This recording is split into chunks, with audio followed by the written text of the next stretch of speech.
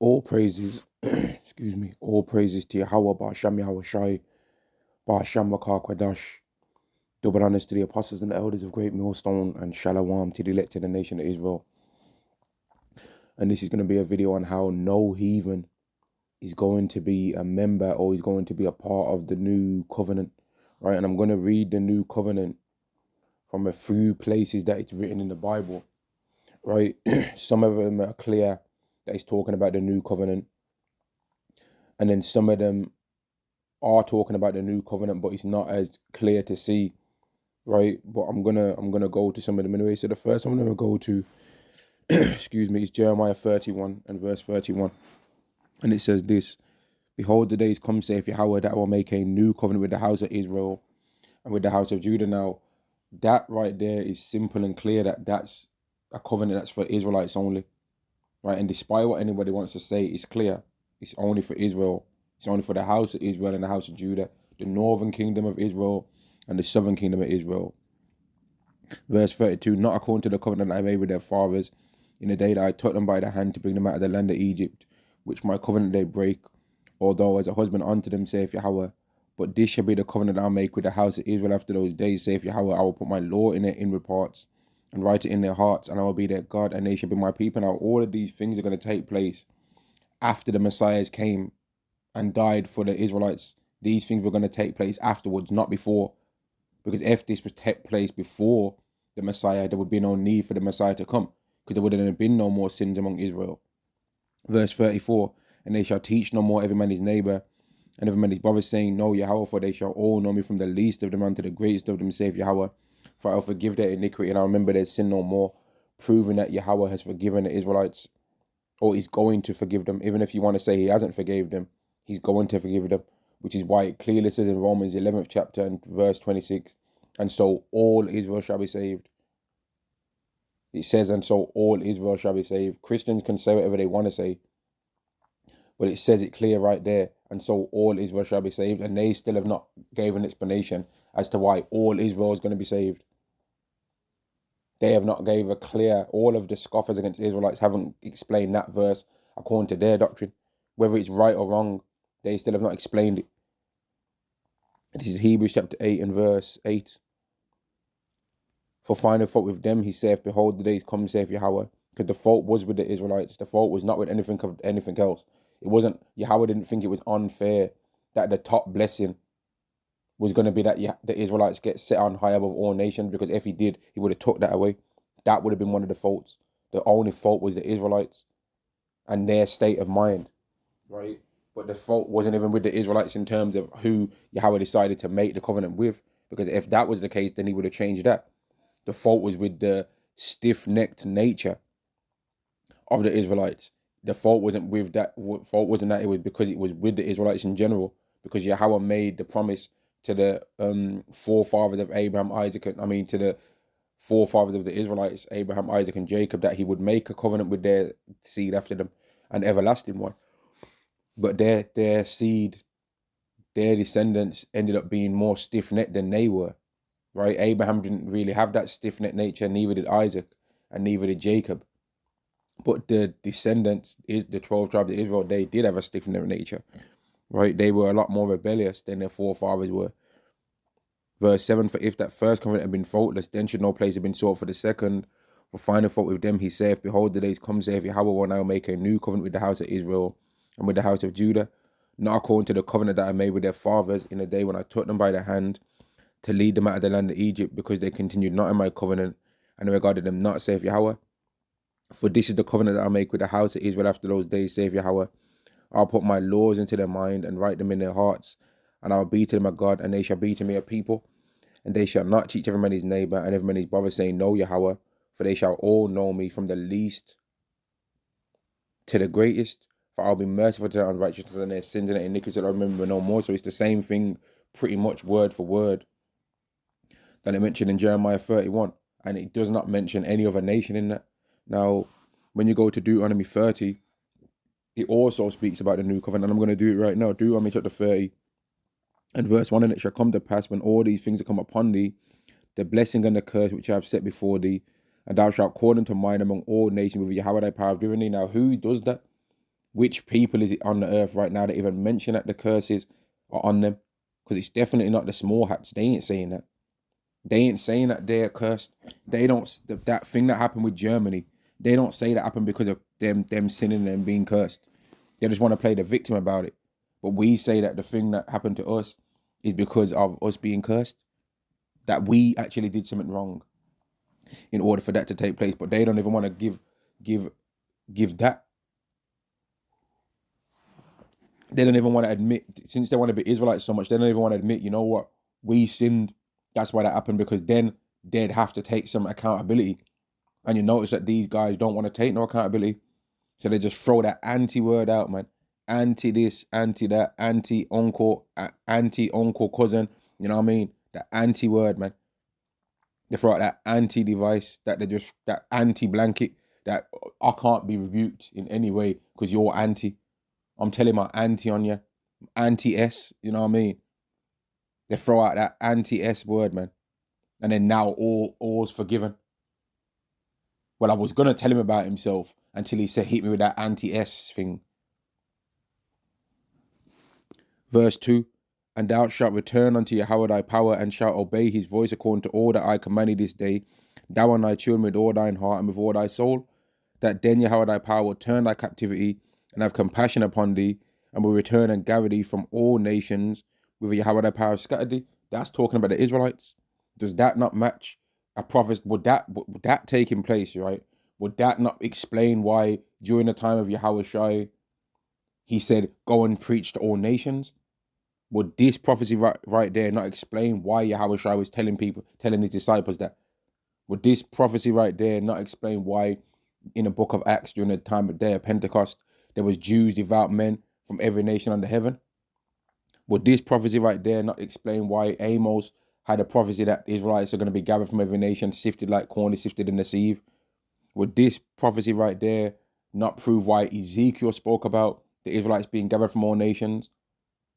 Would this prophecy not right here not explain why Isaiah spoke about the same things? Would this prophecy right there not explain why John the Revelator also had a vision where he saw a great multitude gathered out of every single nation? Yes, it would. And it does. And this belief, what we're having here, explaining it this way, that it's going to be Israelites gathered from all nations that are really the Gentiles, does not take away the promise, and it does not go against prophecy, because this is the true understanding. Whereas trying to make certain prophecies be rejected now because Gentiles can receive salvation means that Yahweh is a liar, according to the doctrine of Christianity, and would mean that the promise was not really to the seed of Israel, it was to everyone.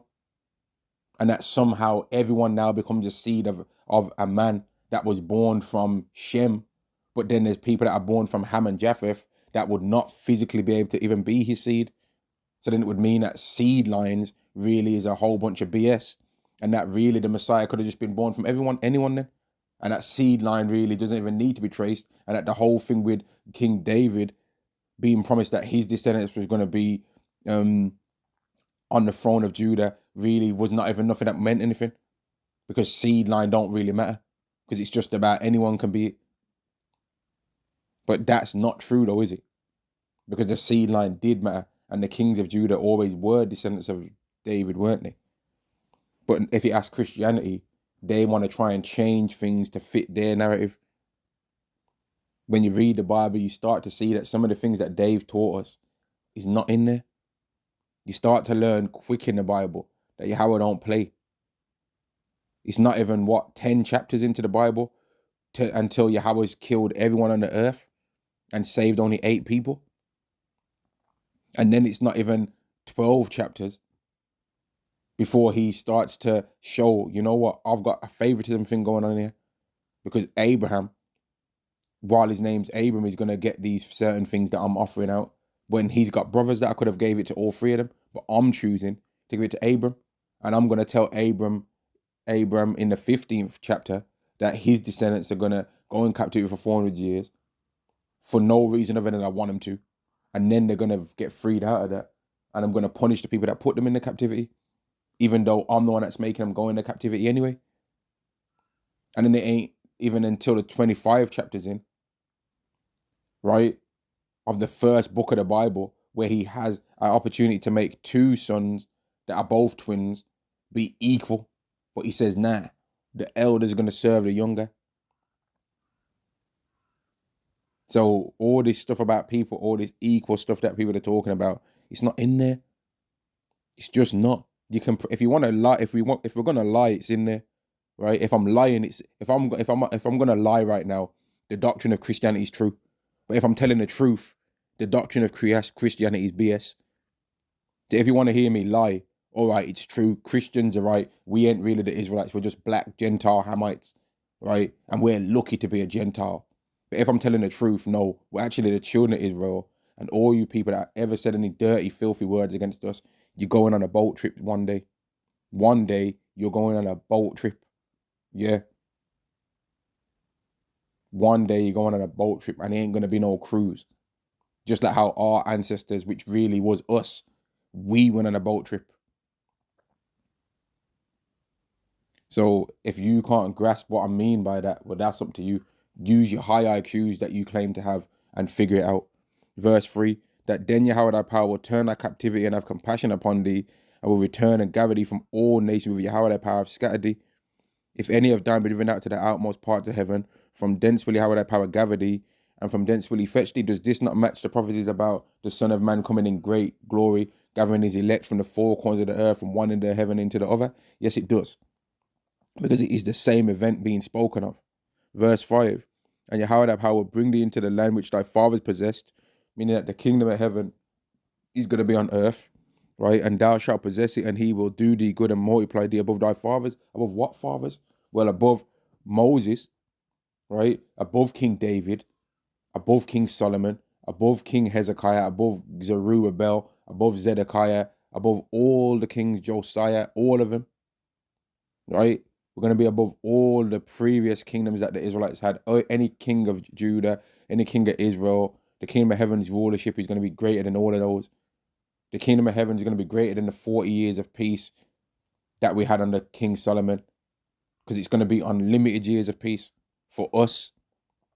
Now, the heathen are going to be fighting against sin all the time. A demon's going to be on them. You know what? Just make a quick bacon sarnie, man. No one ain't going to know. Them Israelites ain't going to know. They ain't going to be able to figure it out. And we're going to know. We're going to figure it out. When you sin, we're going to know about it. And you're going to be judged for sinning all the time. Some heathen's going to have it in their mind. You know what? Nah, don't worry about it, man. If you sleep with that man's wife, you'll be able to get away with it. No one ain't going to know. Because, like, you're just showing him that his wife don't want him no more. We're going to know about it. And we're going to judge you accordingly, according to the law. Whereas in this world, the man's told, deal with it, man. Get over it. Get over yourself. But that's not how we're going to be doing. We ain't going to make the man feel like he ain't wrong. He's in the wrong for being angry that his wife's committed adultery on him. Verse 6, and Yahweh thy power will circumcise thine heart and the heart of thy seed, to love Yahweh thy power with all thine heart and with all thy soul, that thou mayest live. Right? That's the new covenant written in the Bible right there. Because the new covenant is what? The ability for the Israelites to be able to keep all of Yahweh's laws perfectly. Now, the next verse is going to prove that this covenant is not for everyone. Verse 7, and Yahweh thy power will put all these curses upon thine enemies, and on them that hate thee, which persecuted thee. Now, who's used to persecute the Israelites every time they sin? Is it not another nation? The Israelites was not ever used against Israelites to punish the Israelites for sinning, because the Israelites was always punished for sinning together. Every single time. Verse 8, and thou shalt return and obey Yahweh and do all his commandments which I commanded this day, and Yahweh thy power will make thee plenteous in every work of thine hand, in the fruit of thy body, and in the fruit of thy cattle, and in the fruit of thy land for good. For Yahweh will again rejoice over thee for good, as he rejoiced over thy fathers. And in this world right now, man, you can have the perfect idea on how everything in your life could go, and the plans, if you was to give it to some heathen, they'd be able to do the plan that you said, and it would work for them. But for some reason, when it comes to you as an Israelite trying to do that same thing, it don't work for you. It turns to dust. And then when you see it happen, you're like, raw, man. It's like there's a flipping a health angel, a money angel, a mental health angel hovering over you, just trying to keep you continually in a way where you're like, man, I gotta think about the Lord. A money angel come by, attack someone, attack a brother's finances. You know what I mean? That's what I'm not saying that that's what's happening. I'm just trying to spiritually think about what takes place, man. To try and think of it in a way that makes my mind be able to understand what happens on this earth to us. And we know that angels do the bidding of Yahweh as well as men do the bidding of Yahweh. But some of these things that take place, you're like, raw, man, this is this judgment or this catching of hell seems real spiritual, man. Like all the things that Joseph went through was ultimately to fulfill the promise that Abraham was given. Ultimately, that Joseph was the main vessel used to bring the Israelites into the land of Egypt. And the heavy thing about that is Jacob was even still alive at that time to make a prophecy that was told to his forefather, Abraham, still get fulfilled, man. He was still alive all that time. Let's go to I'll go to Jeremiah again, where it speaks about the new covenant as well, where it says everlasting covenant. Jeremiah chapter 32 and verse. Okay. Maybe I was in the wrong chapter.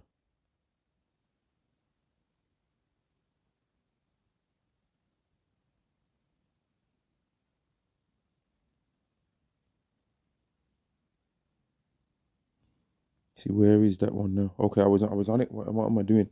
Jeremiah chapter 32 and verse 40. And I will make an everlasting covenant with them, and I will not turn away from them to do them good, but I will put my fear in their hearts, that they shall not depart from me. That's the new covenant. The everlasting covenant is another way of saying the new covenant, right? Because the new covenant, considering what Yahweh is going to do for the Israelites, is going to be everlasting because it does not have the ability to break the covenant is taken out of the way.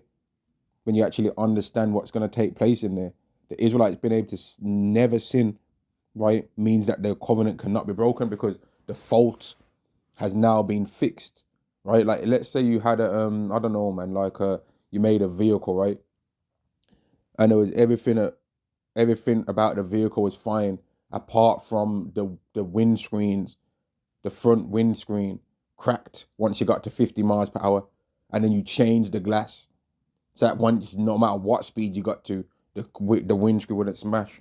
Well, that's now a perfect vehicle. That's an everlasting vehicle, right? Or like people always like to mention that warrior Achilles, right? Well, let's say Achilles, his heel was covered by some armor. Well, would he have not been a perfect soldier then? An unbeatable soldier. You see what I mean? The new covenant is going to be an unbreakable covenant because the people that was breaking their side of the thing are not going to be able to break it no more. The Israelites was able to break the old covenant because it was weak by their side because of the flesh, because their flesh was too weak that made them every single now and again be like, you know what, I'm going to just sin this once and it's going to be all right. And because I'll do a sacrifice for it. We've got more than enough animals out there, and I'll sacrifice one. And if I ain't even got that animal, well, I can always do a couple of turtle doves. That's how the Israelites look. Excuse me. That's how the Israelites looked at it.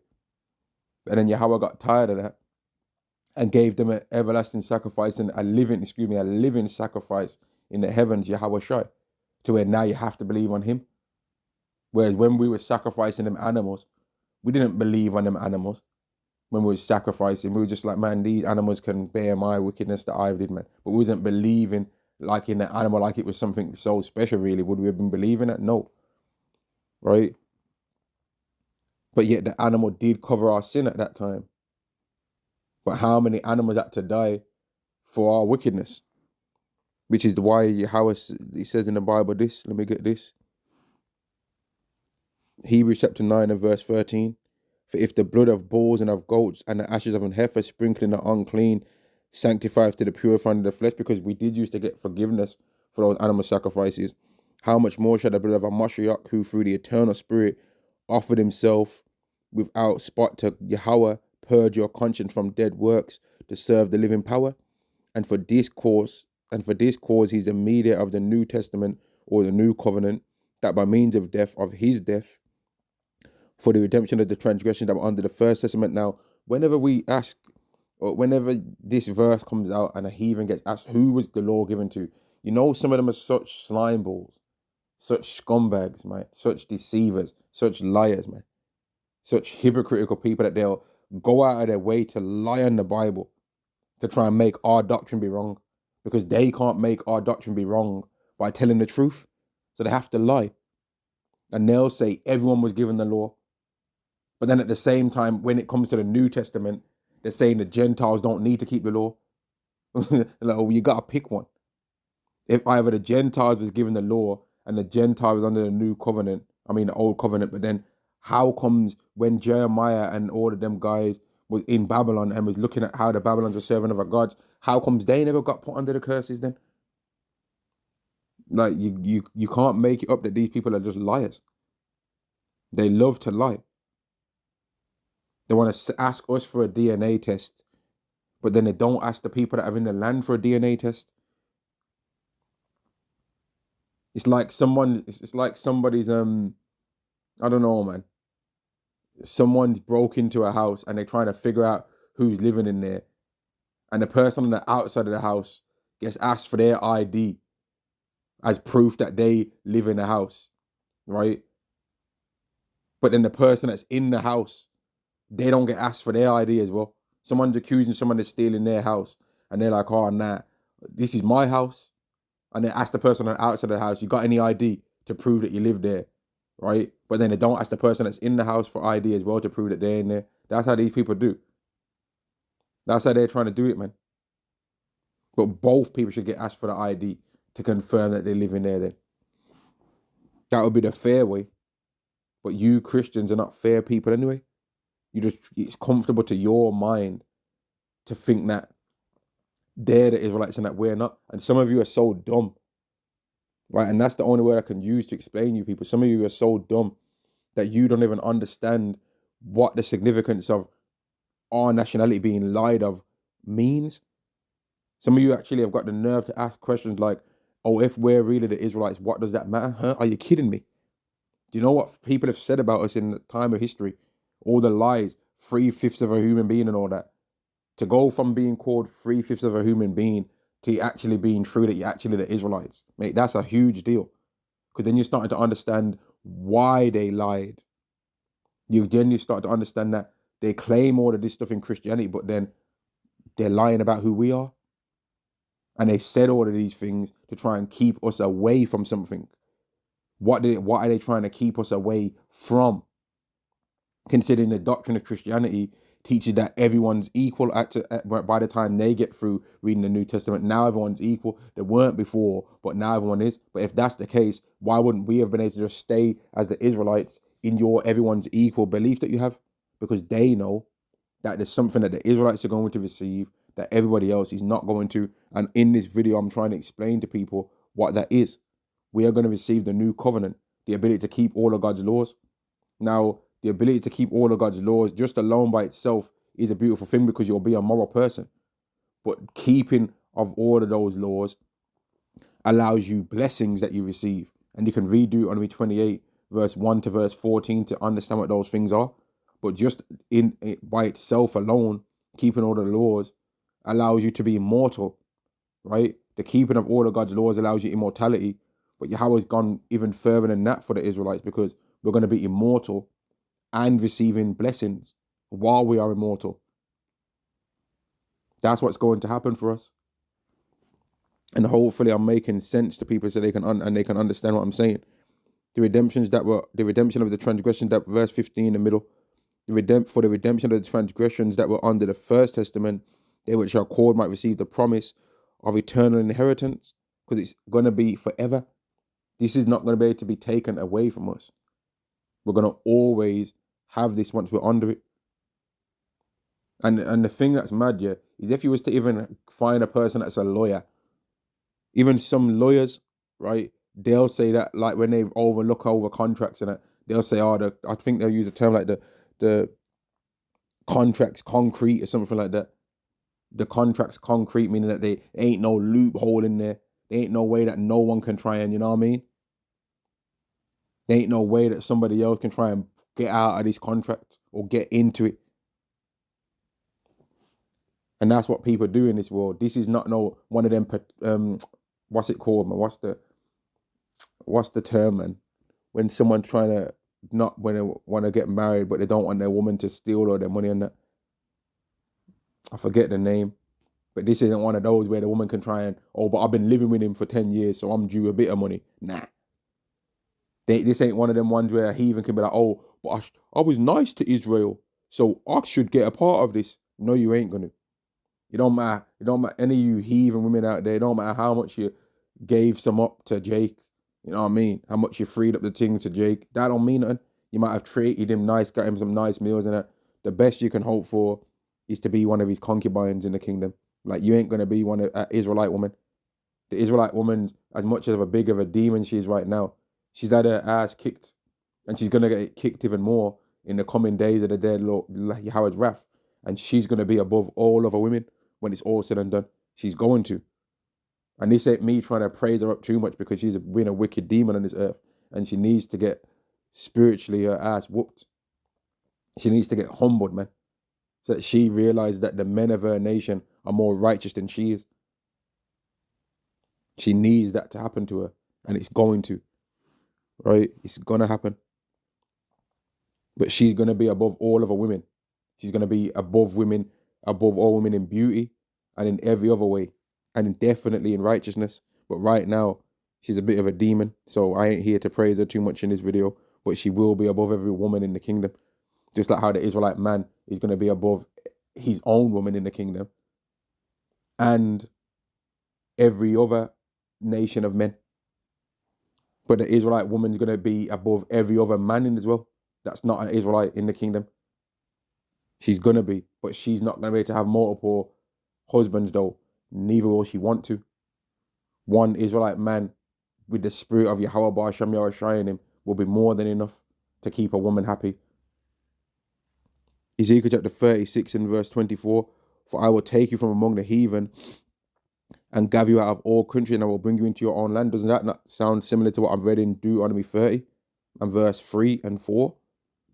Verse 25, then will I sprinkle clean water upon you, and ye shall be clean from all your filthiness, and from all your idols will I cleanse you.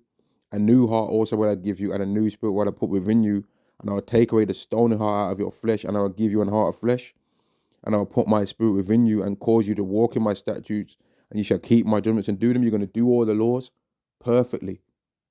This is talking about the new covenant again, right here. Now, some people are going to say, nah, it ain't. But I'm saying, yeah, it is. And ye shall dwell in the land that I gave to your fathers, and ye shall be my people, and I will be your God. Now, let me, 1 second. Where there's a scripture in here that says, Salakia, man. It says that the heathen shall know. Here we go. Verse 36, then the heathen shall know that I left around about you, that I, Yahweh, builded the ruined places, that I, Yahweh, build the ruined places and plant that was desolate. I, Yahweh, have spoken it, and I will do it. Thus saith Yahweh, I will yet for this be inquired of by the house of Israel, to do it for them.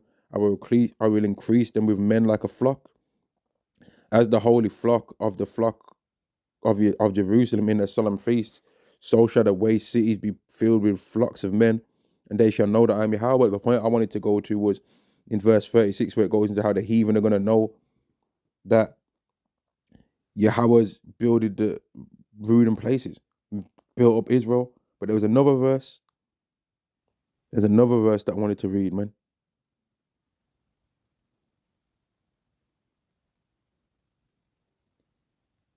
Kind of where is that, man? In this lesson, I've been looking right at the verses, and then for some reason I ain't been able to see it. Let me go verse 30. Let me go chapter 37 as well. It might be in there.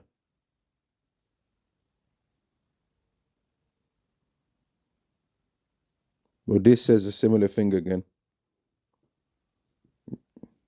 Okay, here we go. Verse 28. Ezekiel chapter 37 and verse 28. And the heathen shall know that I, Yahweh, do sanctify Israel when my sanctuary shall be in the midst of them forevermore. So the heathen are going to know that Yahweh's made the Israelites be higher. But if they're equal with us, then that wouldn't be the case. By the time that this is all said and done, a heathen is going to know for certain. It's not just going to be, oh, black people are better than us in basketball. You know what I mean? And oh, black people are better boxers. Nah, they're going to know that we're better, period, in general. We're better in everything. We're better in money, maths, handsomeness. You know what I mean? Better at speaking, better at intelligence. They're going to know because just the end result of them thinking that they're smart and thinking that they know what's going on is going to result in their best country that they ever made in the history of their existence being completely destroyed by their own people doing it to them.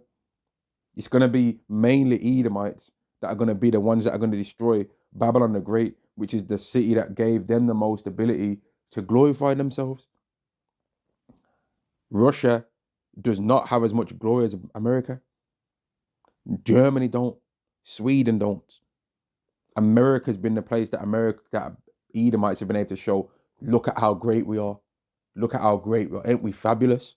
Look at America. Ain't we fabulous? This is American dream. There ain't no such thing as a Russian dream. I ain't never heard nobody say that. Oh, I'm trying to go to Russia to get the Russian dream. Or I'm trying to go to the England to get the England dream. That don't even just sound stupid. No one, even when people go to London, they ain't no such thing as the London dream.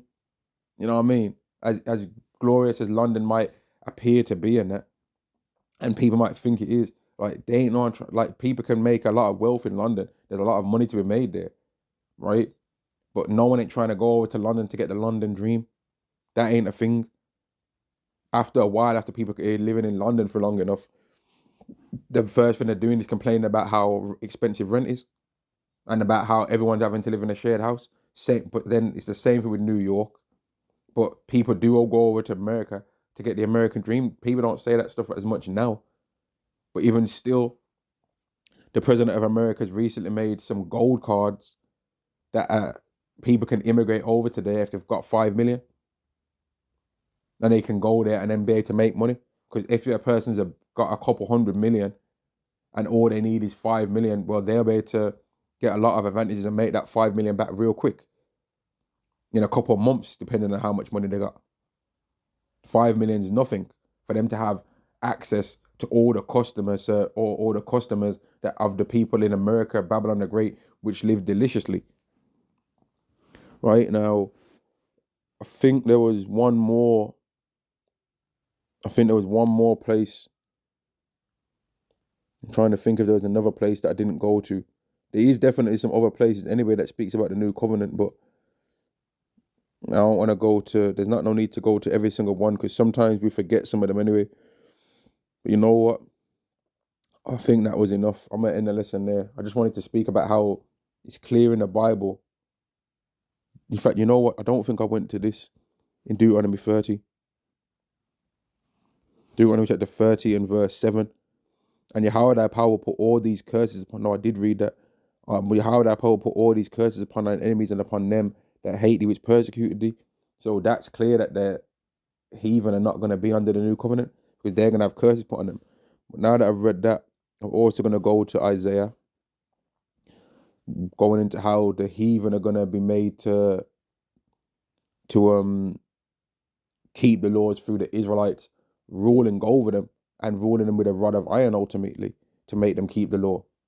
It's like the Israelites are going to be judges, kings, and I know that hurts you Edomites' heart. You want to say we was kangs and all that, but you Edomites think you was Vikings. You know what I mean? So don't try and come with all that to us. You think you was everyone. You think you was the Tudor. You think you was everything under the sun, mate. You think you was Batman. You think you was Spider-Man. You know what I mean? You cried about Spider. You think you was James Bond. You think you was Jamie Lannister. Y'all think you was everyone under the sun, mate.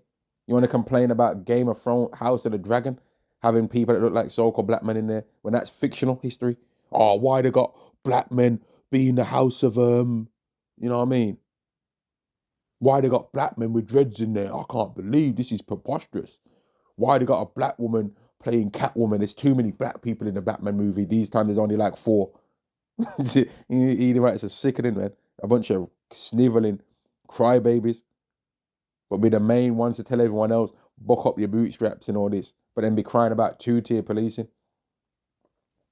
What about your bootstraps, man? In this world, under you heathens' eyes, we can't live once. You know what I mean? We can't do nothing, man. We can't get nothing out here.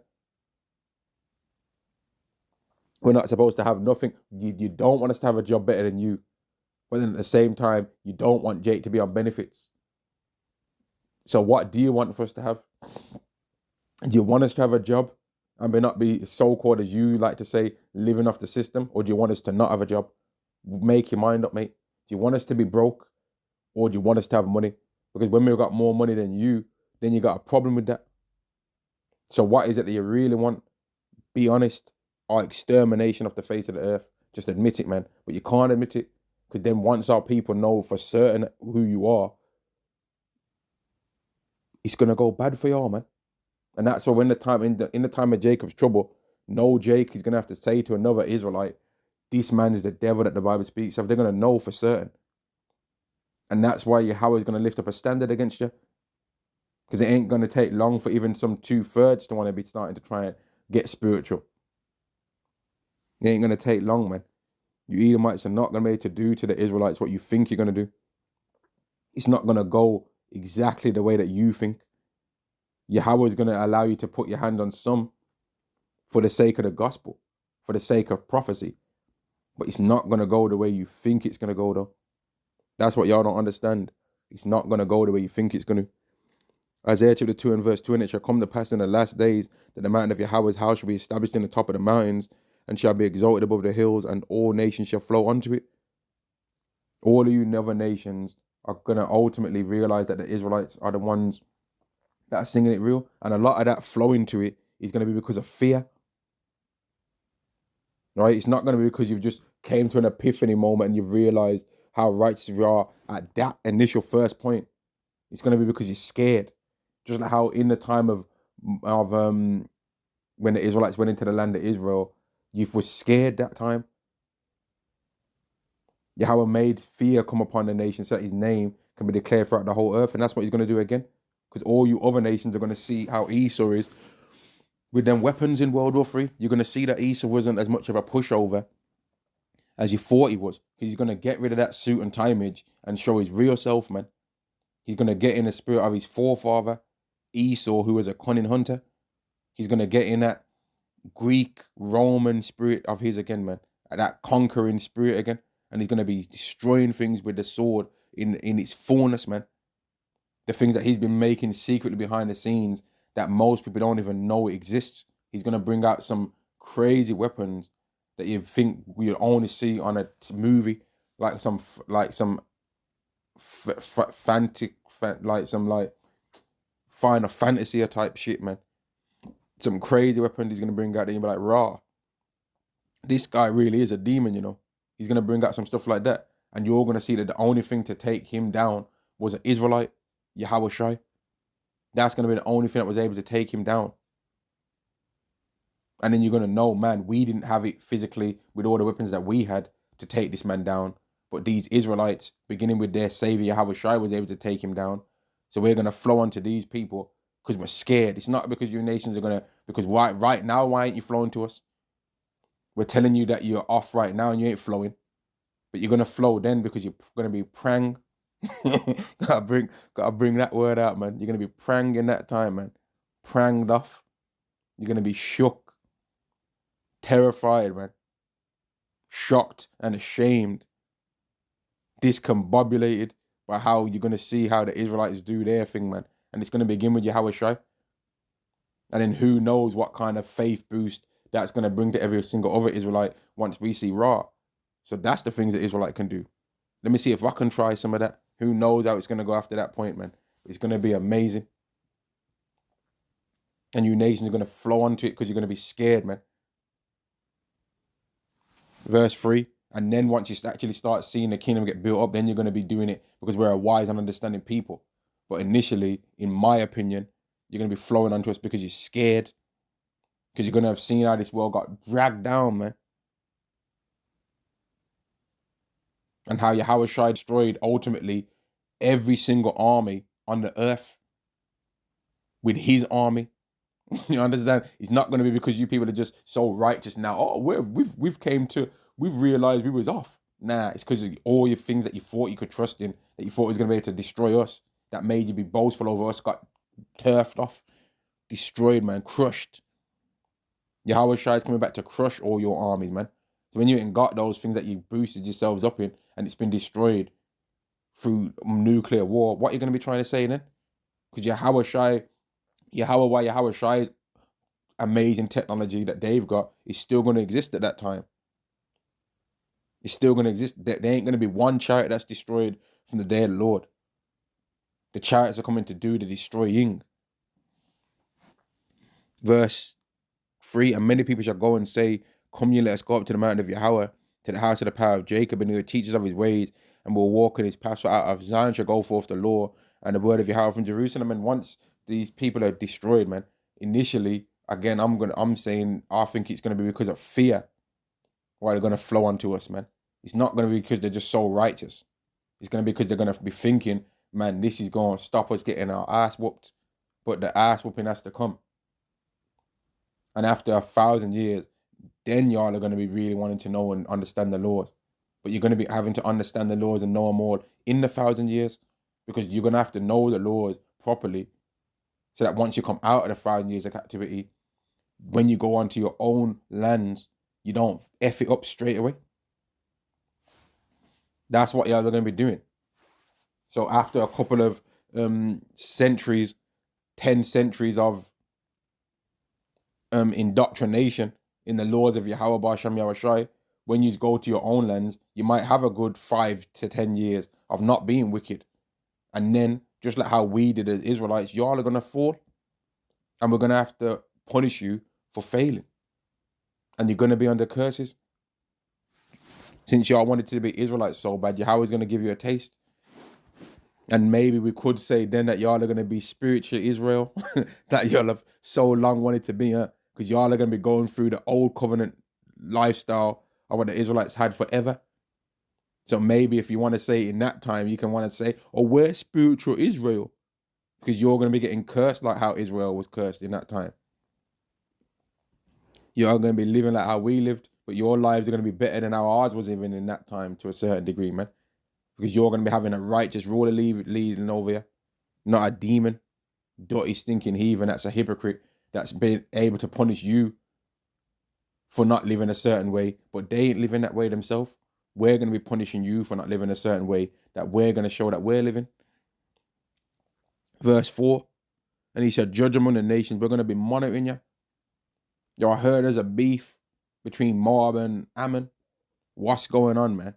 Oh, they're trying to get into our turf. Nah, that's their land. Back up, man. You know what happened last time you tried to go up against me, don't you? You want me to bring the chariots again? We might just put our hand up in the heavens and chariots start darkening the sky, man. To let y'all know, don't play, man. You know what one of these chariots can do? Don't make me snap my fingers.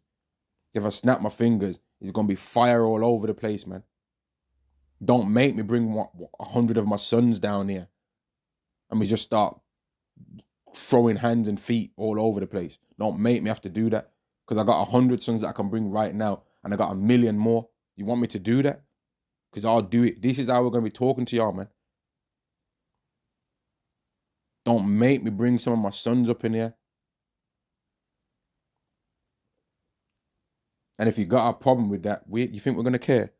Because you don't have a problem right now setting up a weave shop in our neighborhoods, yeah, and selling weave to our woman, and then having the nerve to try and give bad customer service as if Israelites ain't funding your whole family by them hating themselves. And then when you get called out for that and somebody says, we're the main customers in your shop. You better start treating us nice. And you try and lie and say, no, you're not. Mate, we can just take a look in the store and see who's in the store. Israelite woman, Israelite woman, Israelite woman, Israelite woman, Israelite man, Israelite woman. They ain't really no heathens coming up in them stores. Don't lie. And if we stand out the shop, same thing. So you're trying to fund your whole life off a group of people that you hate. And you thought you was going to be able to get away with this forever, but you're not going to be able to. We're going to judge among you nations, man. The Hamites are trying to have a war against the Japhites because they're saying that the Japhites are more righteous than the Hamites. We've been keeping the laws better than y'all. So we're the number 2 nation. Don't worry about number 2, number 3 and all that. All of y'all are underneath us, man. Mind your business, man. In fact, we're going to start monitoring who's... In fact, none of y'all are keeping all the laws perfectly. But thanks for snitching, because now I've realized that you're all off. That's what it's going to be like for y'all, man. And there's going to come time where there's a couple of heathens among the certain nations that they're going to be doing the right thing. But if the time comes where a heathen that's been keeping loads of the laws perfectly, and then one of the times he slips and his sin is a sin unto death, are we going to be like, oh, nah, spare him because true say he was doing the right thing for all the time. So it doesn't really matter if he slipped and fell into some alphabet and rainbowing, because spare him, because for 10 years he wasn't doing that. He was just living it almost perfect. He was almost like an Israelite in that time. Or we're going to judge the law accordingly. We're going to judge the law accordingly. So that wickedness, the plague of wickedness, does not spread throughout that nation. And then we have to end up judging more people later on. But right now, everyone's trying to say that the small hats are the righteous and that. They ain't thinking like this. They ain't doing that. They're just trying to make sure that no one can say anything about how wickedness that they're doing.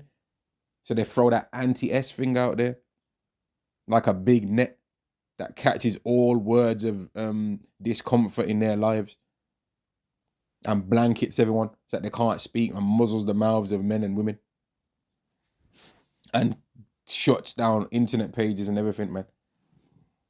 Verse 4, and he shall judge among the nations and shall rebuke many people, and they shall beat their swords into plowshares and their spears into prune hooks. So if we catch anyone trying to think they're trying to make any weapons of war, nah, that's over. And it speaks about it in the book of Ezekiel 38 or 39 about how the weapons are going to be burned, man. I want to say it's Ezekiel 39, but it speaks about it in Ezekiel 38 or 39 anyway, about how the weapons are going to be burned. Now, is that what's happening in Israel right now? No, it's not. In fact, countries are now starting to think about getting more weapons because they've seen what happened to Ukraine. Ukraine gave up their weapons in times past. They gave up certain of their weapons, right? Certain of their weapons that would have had ICBM power, right? They gave them up. And look what happened. They had a war against a country that does have that kind of a capability. They started losing. Then America came by, who actually made them end up in the war in the first place and was like, we'll help you. We'll continue helping you. Don't worry. But all we want is a little sneaky $500 billion. Hey, it's a lucky man. America is funny, you know. All we want is a little cheeky $500 billion of your natural minerals. But we'll still give you a helping hand. All we want is just it's nothing. Just like it's a drop in the bucket, mate. So how much you after, America? $500 billion's worth of natural minerals. Ooh, I don't know about that. And then now they're pretty much doing a deal, but they're like, oh, it's gonna be a joint account that we can both go into. Mate, you already know America's gonna be dipping their hand in that account way more than Ukraine's gonna be dipping its hand in there, man. Since you don't want to give 500 trillion, $500 billion, we'll just make a joint account that we can both go in. And then America will end up taking more than 500 worth. They're like, snap, you know what? Y'all are losing this war. We're going to take even more. You think they're playing? You think they won't? America's going to show all y'all countries, man. And Esau is going to show all you dirty heathens, man. Right? That he used you to take down the children of Israel.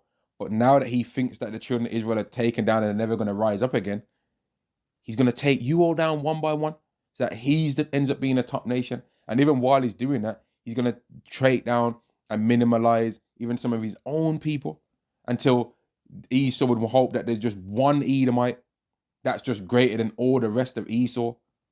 Just like how among Israel, there's one Israelite that's greatest among all Israelites. Yahweh Shai. Esau wants to be that. Every single Edomite's hoping in their mind that they can be the last like the last Edomite or something like that, man. The top one. That's the one that they can say, oh, I'm the savior of these people. But you're all wicked, and all of y'all ain't gonna be saved because all of y'all are finna all of y'all are finna get Obadiah 1/18th. That's what y'all are gonna receive. And Salakia, I don't know how long this video has gone, man, but I was enjoying 50 minutes. I was enjoying talking about this, man, because the new covenant is beautiful. Speaking about the destruction of you heathen is beautiful. Speaking about how we're going to rule over you in the kingdom is beautiful, man. It ain't going to take much for us to walk upon you heathens in the time when y'all are going off, right? And there might be one town that's going off a bit more, and Israelites will be like, you know what, man? I'm tired of these particular branch of Moab acting up, man. We might have to let these particular Moabites be rooted out, yeah. So just so that the rest of them get the message. They might end up being like a Sodom and Gomorrah type place among Moab, where they're more rebellious than everyone else, and we might just be like, you know what? Drop a phaser beam on these motherfuckers, man, real quick, man. Just fly one of the chariots over there. Just, you know what, man? You know what? This place is gonna have to go so that the rest of Moab can know, you know what? Don't try test. That happened in ancient, right? There's no new thing under the sun. So why can't it happen in the future? Esau tries to do that to Jake. Oh, Chicago is just way more reckless than everyone else. Chicago, you know, they do that. They've got certain cities where they try and put a spotlight on us and try and make it like we ain't this and we ain't that. So why ain't it going to happen to them? You already know Esau is going to be going off in the kingdom. In captivity, he's still going to be being a demon. You're still going to catch him being a bit too freaky for your liking, man. Still, even in captivity, he's still going to be like, maybe people don't think he will, but he's going to still show himself to be a demon even in the kingdom, man. Even still, he's going to show himself. We're going to really realize even in the kingdom and we've got complete power, and we're going to be like, man, you know what? Really, this guy cannot repent, because anytime, like, it seemed like he's kind of finds a bit of comfort, he goes and being wicked again. He never does the right thing ever. And even the other nations are going to realize that when we end up setting up some of the other heathens that are able to understand the laws a bit better, they end up starting to be set up over other heathen, man. And it's going to be known, you know what, this Esau guy, he just really can't grasp it. He's trying to bribe heathens and try and offer them things that he doesn't have no access to. Oh, if you help me out, I'll give you 1 billion shekels. You ain't got nothing. You ain't even got a meal to eat right now. How you going to give me 1 million shekels? I'm richer than you. And the heathen's going to tell us, oh, that Esau, he tried to bribe me. What did he try and bribe me with this time? He said that there's some hidden treasure in the land of Mount Seir that he's got access to. Nah, he's lying. We own Mount Seir now. He can't even, anything that he's telling you about Mount Seir, you don't have access to. That's our land now. What's he talking about? He don't even know where his next meal is coming from. And he's trying to offer you gold. Are you kidding me? Bring him out.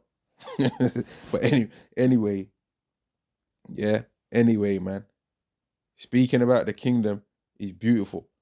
Speaking about the rulership is beautiful, man. Speaking about how there's not going to be no more war. And I'm going to read that verse 4. And he shall judge among the nations and rebuke many people. We're going to be telling you people about yourself, man. Yo, didn't we say no pork? Yo, why you got to shape up for, man? Yo, cut that all off, man. No shape ups. You know what I mean? No heathen hairstyles, man. Why is one side of that woman's head shaved off and the other side long out? She's going off. Yo, what's that on his back? Yo, is that a tattoo? Come here. That's what's gonna be going on, man. Just like how people in this world are all up in our business. Or what you doing walking through this neighborhood? Or I just wanted to go for a walk. Nah, you can't walk through here. You're under arrest. For what? For walking. That's how people do us. Oh, do you live around here? Man will be wearing an Amazon work clothes, getting asked what he's doing in the neighborhood with packages in his hand.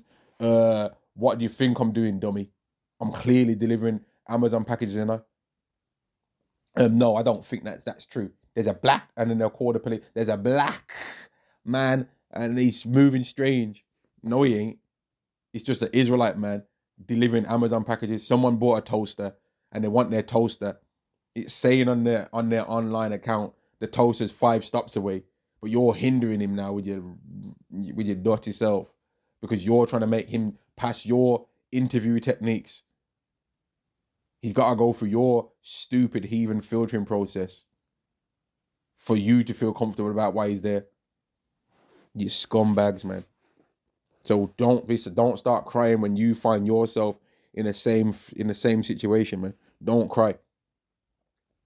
Don't cry, man. From this intergalactic rulership that we're about to have, ruling every country on Earth, every planet in the solar system. Don't start crying, man. And it's going to be better than this still, even though I'm saying it like, it's going to be this and it's going to be that. It's going to be better because if you're doing the right thing, nothing bad's going to happen to you. And if you heathens are able to avoid sins unto death, you'll be punished when you sin, but it won't be to your demise. And you'll have a longer, healthier life than you have now. If someone does something to your children and does harm to your children, it's almost going to be like we're going to be damn near like Superman. It's like we're going to be like superheroes to help you overcome things that you're going through. But don't be fooled by this, that our rulership is just making sure that you and helping and saving you. Because no, it's not. It's making sure you all do the right thing amongst yourselves. It's going to be part of our kingdom. And as a payment for that, you're going to be feeding us from your wealth. And if you don't believe that, don't worry. Time's going to show that it's going to be that way. Revelation chapter 2 and verse 25. But that which ye have already hold fast till I come, and he that overcometh and keepeth my works unto the end, to him will I give power over the nations. We're going to have power over you. Just like how right now Esau has got power over all of us. And that's why as much as you other nations, you want to try and go on like you this and you that, man. Yeah. Y'all are still all under Esau's thing, man. I don't care how many of you people want to try and call that boxing guy his excellency and all that. Listen, man. If Russia and America said, you know what, bun them Ishmaelites and teamed up with each other, all y'all Ishmaelites would be through. You wouldn't be able to do nothing. You understand me? If Russia and America and all of the EU nations decided to say, you know what, forget China and forget all of these people, man. We're done with the beef amongst ourselves. Let's team up and fight against all these people that are not us. It'll be over for all of y'all, apart from the Israelites. Because they ain't allowed to put their hands on us to our ultimate demise, because Yahweh Shai will be sent back. And that's why them trying to destroy us is going to cause for Yahweh Shai to be sent back, as well as the main catalyst of the ICBMs being shot off at Babylon the Great, which is America, in World War III. That is going to be the main catalyst that is going to cause for the proof 100% of Yahweh Shai existing. That's what we believe. And let me go one further. That's what I'm going to say that I believe it. Now, I know other Israelites believe it, but I'm going to say that's what I believe. That when ICBMs finally get shot off at Babylon the Great to completely destroy all the country, that Yahweh Shai is going to show himself with the charts of heaven. Verse 27, and he shall rule them with a rod of iron, as the vessels of a potter shall they be broken to shivers, even as I received in my father. So they're going to be broken for their wickedness, man. It's going to take all these nations. It's going to be like, man, it's mad, man. It's like it's going to be like 1,000 years to undo all the wickedness that's been done. And 1,000 years to make all these nations know we are supposed to rule. Because whenever in life has there ever been a kingdom that ruled for 1,000 years and you're still able to see the same people ruling? And then on top of that, there's more descendants, and none of the previous people that are ruling are dead. When does that ever happen on earth? Never. There'd normally be, okay, this king was a bit more strict, but he's dead now. So now another king's going to come up that's more lenient. No, it's going to just be continual kings that are strict in, you have to keep God's laws. So how are they going to be able to escape from that? They're not going to be able to. Neither are they going to want to. They're going to want us to rule over them, because if there's a heathen that's doing the right thing according to our laws, which is ultimately Howard's laws, nothing bad will happen to them. And if somebody does try and do something to them, a righteous judgment will be dished out to the person trying to cause them harm. So why wouldn't you want to be under that? If I was a heathen, I'd want to be under that rulership right now. If I was just what this world would try and trick me into believing, a black Hamite, I'd rather with my black Hamite self be having the Israelites ruling right now. Because the world, I'd at least get some land. You know what I mean? Whereas in this world, what do you get? What do you get? Absolutely nothing. But anyway, I'm really going to end the video this time. Shalom to the nation of Israel. And I started off talking about how the new covenant is only for Israelites and not for no heathens, but it went into other things, right? But shalom.